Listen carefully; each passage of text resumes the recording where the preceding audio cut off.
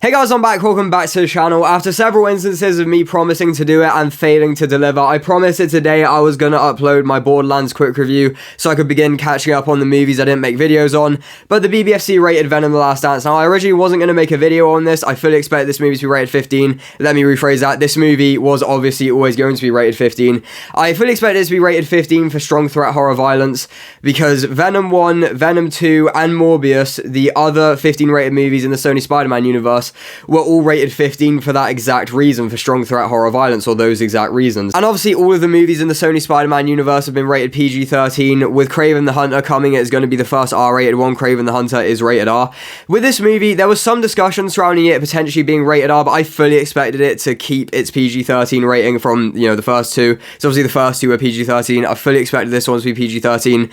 And this is why this rating is quite significant. Obviously it is 15, completely unsurprisingly. It's 15 for strong violence language. And if this was just 15 for strong violence, this wouldn't interest me. But the reason it interests me is the language part. Obviously, for R-rated movies, for the US, if you say an F-bomb more than once, or that's usually the case, if you say an F-bomb more than once, you get an R rating.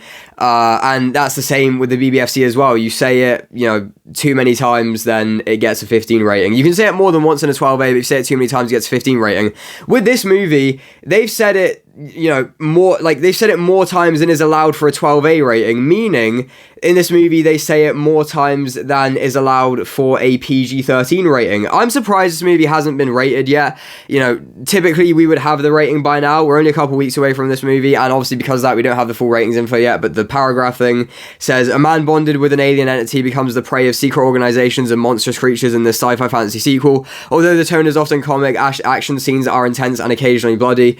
And, even that doesn't interest me. Even the occasionally bloody part, I would fully expect that if the movie was just rated 15 and PG-13. Like the BBFC saying that wouldn't surprise me. But the fact that there's the language part in here, I don't know if that is kind of rare error that they've kind of made, or if this is literally going to be an R-rated movie, because if they've said it enough times to the point where it is pointed out in the BBFC ratings info, that means this movie is going to be rated R. If they've said the F-bomb, or if they say the F-bomb, that many times in this movie, then it's not going to be a PG-13. So does this confirm an R rating, or is this just a rare mistake from the BBFC, or is it the reason why the movie hasn't been rated yet? Because the MPA are trying to decide what to do, because obviously the other Venom movies were PG-13, but I don't know, perhaps this was submitted as an R-rated movie. No idea whatsoever, but I fully expected this to be PG-13, but it looks like it might be rated R after this, which I find really interesting. If it is rated R, not expecting it to be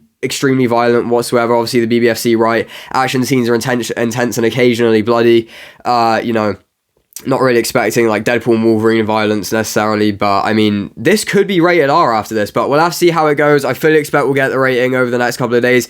We don't have the Island rating yet, which, for this is obviously going to be either 15A or 16 if it is rated R, but I feel like it's going to be 15A anyway, even if it is rated R.